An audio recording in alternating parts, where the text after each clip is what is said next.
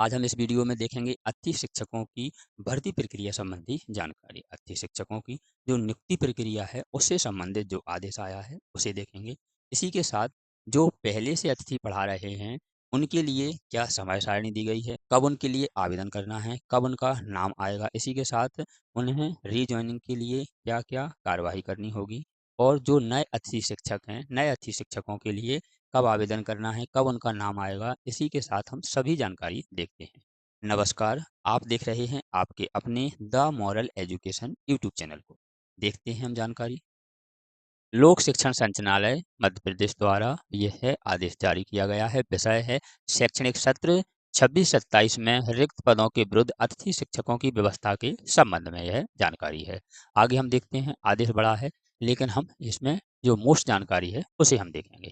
विद्यालयों में रिक्त पदों के विरुद्ध अतिथि शिक्षकों को आमंत्रित हेतु एजुकेशन पोर्टल 3.0 के माध्यम से, अब यदि हम आगे इसमें जो महत्वपूर्ण सारणी है उसे हम देखते हैं। अतिथि शिक्षक आमंत्रित हेतु समय सारणी। प्रथम चरण के लिए अतिथि शिक्षक आमंत्रण की कार्यवाही।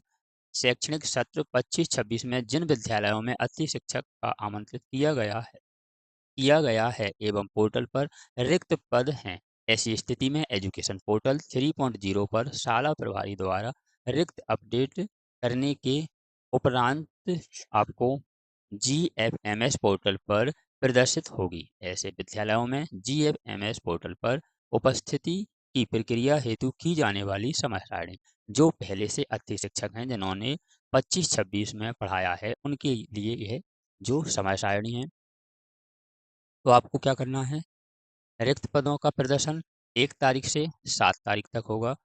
इसी के साथ आपका शॉर्ट टर्म रिक्त केवल शैक्षणिक पदों हेतु पोर्टल पर दर्ज करना यह संकुल प्राचार्य द्वारा किया जाएगा। 1/7 से आरंभ किया जाएगा। इसे संकुल प्राचार्य द्वारा शॉर्ट टर्म रिक्तियां सत्यापन जिला शिक्षा अधिकारी द्वारा 1/7 से आरंभ किया गया है। विगत सत्र में कार्यरत अतिथि शिक्षक द्वारा GFMS पोर्टल पर उपस्थिति हेतु रिक्वेस्ट दर्ज करना यह आवेदकों द्वारा करना है। 1/7 से आपकी 6/7 तक करना है। 1 तारीख से 6 तारीख तक आपकी रिक्वेस्ट दर्ज होगी। इसी के साथ यदि हम आगे देखते हैं, विगत सत्र में यदि एक पैनल में 2 या 2 से अधिक आवेदक कार्यरत थे एवं वर्तमान सत्र में रिक्त की संख्या कम होने पर अधिक स्कोर कार्ड वाले आवेदक द्वारा निर्धारित समय सीमा में रीज्वाइनिंग हेतु रिक्वेस्ट नहीं की जा सकती है।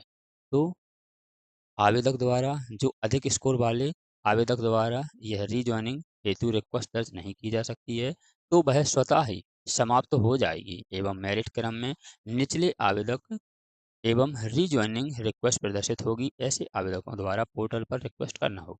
यदि मान लीजिए पहले से 3 वैकेंसियां हैं फिर इसमें 2 वैकेंसियां हो जाती हैं। यदि तीनों अभ्यर्थी आवेदन करते हैं तो फिर जिसका स्कोर कार्ड अधिक होगा उसे लिया जाएगा। यदि ऐसा हुआ कि जिसका स्कोर कार्ड सबसे अधिक है और उसे ने आवेदन नहीं किया, तो फिर जे दोनों हैं जो नीचे के जिनका स्कोर कार्ड दूसरे और तीसरे नंबर पर है उनकी ज्वाइनिंग हो जाएगी। ऐसा नहीं है कि जिसका अधिक है उसकी ज्वाइनिंग हो ही जाएगी, इसके लिए आपको आवेदन करना होगा। यह आवेदक द्वारा कब तक होगा, 7 से 8 तक होगा। आगे यदि हम देखते हैं, शाला प्रभारी एजुकेशन पोर्टल 3.0 पर अतिथि शिक्षकों द्वारा की गई उपस्थिति रिक्वेस्ट के प्रमाण पत्र कर उपस्थित करना होगा। यह शाला प्रभारी द्वारा किया जाएगा। 1 से 8 तक किया जाएगा। आपका कुछ नए नियम आए हैं, जैसे आपका 2.4 है, माह फरवरी से अप्रैल 2026 तक नियमित मानदेय पाने एवं सत्र में 90% ई अटेंडेंस वाले अतिथि शिक्षकों को ही रीज्वाइनिंग हेतु रिक्वेस्ट कर सकेंगे। जिनकी 90% ई अटेंडेंस हैं वही इसमें आवेदन कर सकेंगे। आगे यदि हम देखते हैं, अतिथि शिक्षक पोर्टल पर आवेदक का जिस पैनल का स्कोर कार्ड है केवल उसी पैनल में विद्यालयों में उपस्थिति हेतु रिक्वेस्ट दर्ज की जा सकती है। जिस पैनल में पहले काम किया है उसी पैनल में आपको करना होगा। आगे यदि हम देखते हैं द्वितीय चरण में क्या है। द्वितीय चरण में सबसे पहले आपकी 10/7 से 12/7 तक रहेगी। इसमें पोर्टल पर रिक्तियों का प्रदर्शन तो आपको शाला प्रभारी द्वारा किया जाएगा 10 से 12 तक। इसी के साथ आपको रिक्वेस्ट दर्ज करना है आवेदकों द्वारा, यह 10 से 13 तारीख तक करनी है। विगत सत्र में यदि कोई पैनल में 2 या 2 से अधिक वैकेंसियाँ हैं और वह वर्तमान में काम करना चाहते हैं, तो आपको आवेदन करना होगा। नहीं, वही तरीका है 3 में से। यदि आपकी 2 वैकेंसियाँ बचती हैं, तो जिसका स्कोर कार्ड अधिक है, उसे लिया जाएगा। यदि जिसका स्कोर कार्ड सबसे अधिक और उसने आवेदन नहीं किया, तो फिर जो आवेदन किए हैं, उसमें से जिसका अधिक है, उसे लिया जाएगा। ऐसा नहीं कि आपका स्कोर कार्ड अधिक है, तो आपको ले ही लिया जाएगा। आपको इसके लिए आवेदन करना होगा। यह आवेदन आपके 14/7/26 से आगे है साला प्रभारी एजुकेशन पोर्टल पर 3.0 पर अच्छी शिक्षकों द्वारा की गई उपस्थिति रिक्वेस्ट और प्रमाण पत्र उपस्थित करना साला प्रभारी करेंगे। 10/7 से आपके 14/7 तक किए जाएंगे। अब इसी के साथ आगे जो सारणी है वह है साला विकल्प चयन प्रक्रिया कार्यवाही शैक्षणिक सत्र गैर शैक्षणिक पदों हेतु।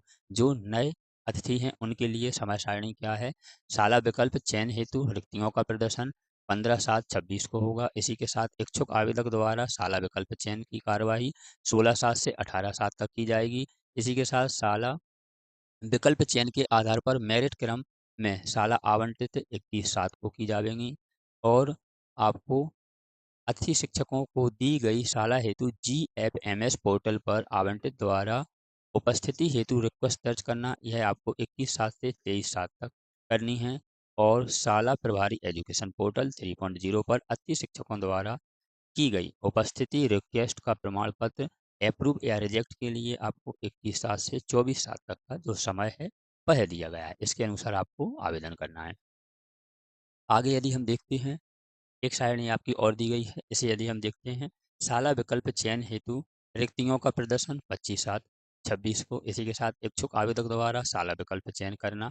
यह 26/7 से आपका 28/7 को साला विकल्प चयन के आधार पर मेरिट क्रम में साला आवंटित आपकी 30/7/26 को। इसी के साथ अतिथि शिक्षकों को की गई साला हेतु GFMS पोर्टल पर आवंटित द्वारा अतिथि शिक्षकों हेतु रिक्वेस्ट दर्ज करना आपकी 30/7 से 31/7 तक कार्रवाई होगी।